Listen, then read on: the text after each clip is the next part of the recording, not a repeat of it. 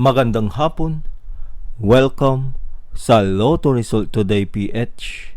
Narito ang mga resulta para sa 5 PM draw, December 29, 2025.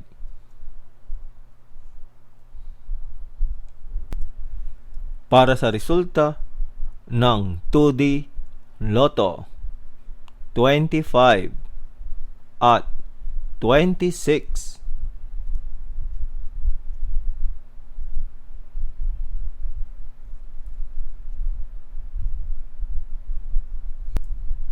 Para sa resulta ng 3D Lotto, 3, 5 at 8.